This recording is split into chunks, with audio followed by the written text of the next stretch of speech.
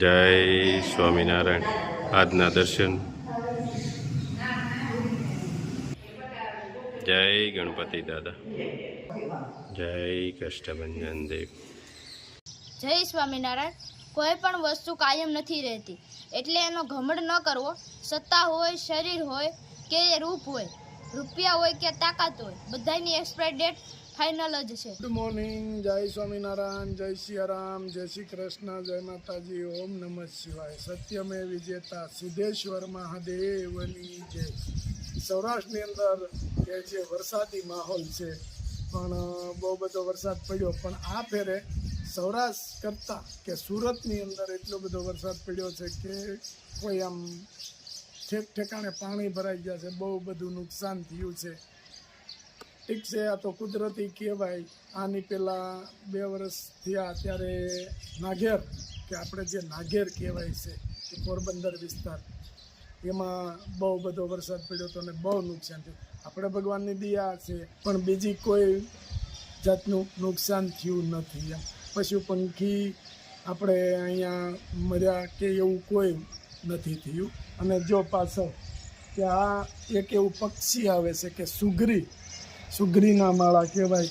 આ એટલું બધું ઝીણા તાતણા જોડીને એવી ગૂંથણી કરે કે આની અંદર પાછા ડબલ માળ, કે આપણે જેમ માળ લઈ એ જ રીતે એ લોકો ડબલ માળ, એક માળ નીચે હોય, એક માળ ઉપર હોય, અને પાછું ઉપરના માળને દરવાજો મેકી એવું ઢાંકણું બનાવે.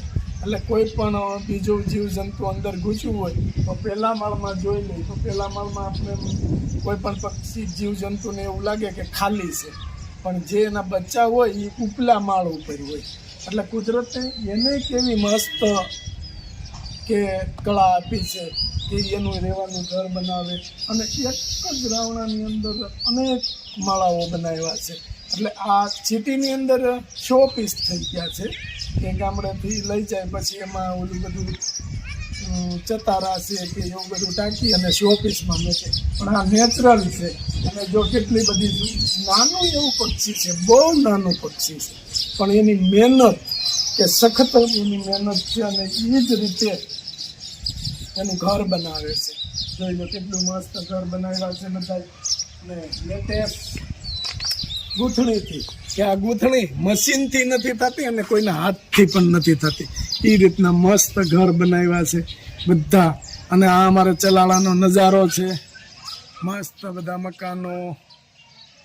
જો બધા અમારા આડોશ પાડોશ છે, કાકી થાય, કોઈ ભાભી છે, આખો પરિવાર જ ટૂંકમાં કહેવાય કે આ મારો પરિવાર જ છે. જય સ્વામિનારાયણ. 2 કિલો પોક. લીલવણી એકદમ ગ્રીન.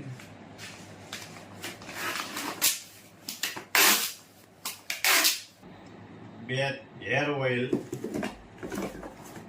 એક શેમ્પુ,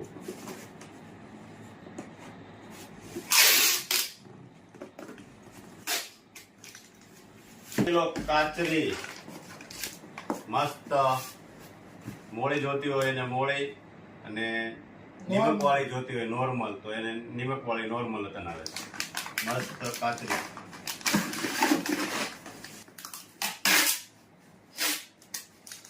શેમ્પુ, એક hair oil, hair oil,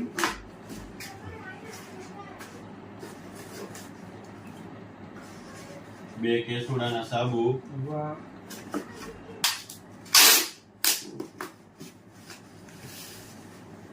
1 kilo પોક,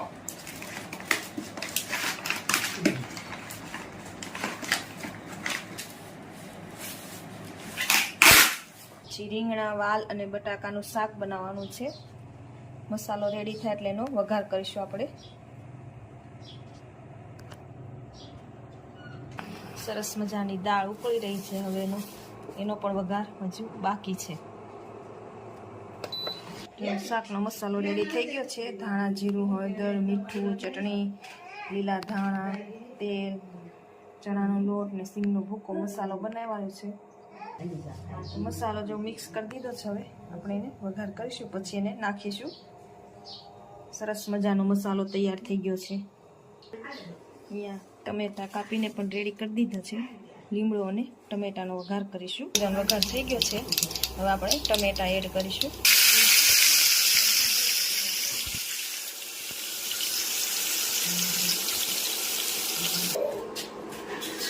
જો સરસ મજાનું બધું મિક્સ થઈ ગયું છે. હવે આપણે મસાલો ઉપરથી નાખીશું. આવી રીતે ઉપરથી મસાલો એડ કરીએ એટલે નીચે તળીએ બેસે નહીં. સીમનો ભૂકો ને ચણાનો લોટ હોય. સરસ મજાનું શાક તૈયાર થઈ ગયું છે. દાળ પણ રેડી થઈ ગઈ છે. હવે જો ભગવાનનો થાળ પણ તૈયાર કરી દીધો છે. હવે આપણે જમાડીશું પછી જમવા બેસી જઈશું. દાળ ભાત શાક રોટલી સંભારો અને ફરફર છે. બ્લેક તલનું તેલ,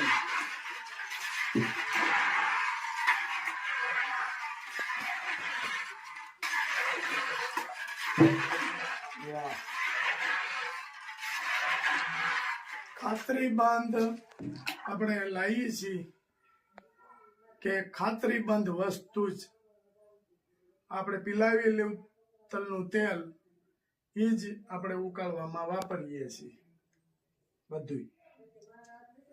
અને ઔષધિથી ભરપૂર, એમાં કઈ ઘટે જ નહીં.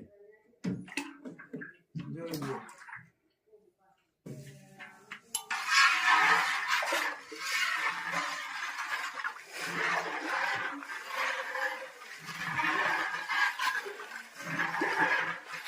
તો ઔષધિ બીજી પલાળી દીધી કમ્પ્લેટ. પછી કાલ નાખવાનું. આખી રાત પલ્લી જાય.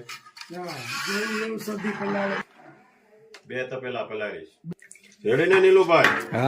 ઔષધિ ભરપૂર માત્રામાં હોય ને તો જ કોઈ પણ માં રિઝલ્ટ મળે. હવે આટલું તેલ આટલું હોય આમ આમ ફેરવી તો ઔષધિ દેખાય નહીં, એમાં રિઝલ્ટ થોડું મળે. ઔષધિ તો ભરપૂર માત્રામાં હોય છે. 56 જાત ઔષધિ છે. આમાં 3 ઔષધિ એવી છે કે ગુરુ મહારાજે આપેલી છે અમને. અમારા ગુરુ છે અખાડાના સાધુ, એને અમને આપેલી છે. એ ઔષધિ કોઈ પણ દુકાને લેવા જાય ને તો ક્યાંય પણ નહીં મળે. ઓલ ઇન્ડિયાની અંદર એ ઔષધિ અમારા ગુરુ મહારાજે આપી છે અને એમાં રિઝલ્ટ મળે છે. સાચું.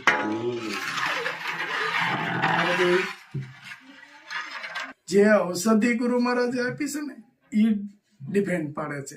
અત્યાર સુધી આપણે નહોતું કીધું ગુરુ મહારાજે ઔષધિ આપી છે, પણ આજે આપણે શોખત કરીએ છીએ કે અમારા ગુરુ મહારાજ જે છે ને એને અમને ઔષધિ આપી છે અને એનું રિઝલ્ટ બધાને મળે છે અને 100% મળે છે.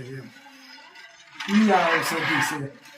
એ કદાચ ઓલ ઇન્ડિયામાં ગમે ત્યાં કોઈ પણ દુકાનમાં કે કોઈ પણ જગ્યાએ જાય ને તો એ ઔષધિ નહીં મળે. બાકી બધું તો મળી જાય. ઔષધિ નામે તો ઘણું બધું આમાં નખાય છે. આ ઔષધિ તો તમને દુનિયાભરમાં ક્યાંય ન મળે. એ તો જે ઔષધિ ઓળખતા હોય એનું કામ હોય. અને ગુરુ મહારાજ એમ લાગત બધાને આપી નથી દેતા. તો જ્યાં એનું મન માને અને એને એમ લાગે કે અહીંયા સાચી જગ્યાએ જાય છે, ત્યાં ઔષધિ મળે, એને મળે, બીજાને ન મળે.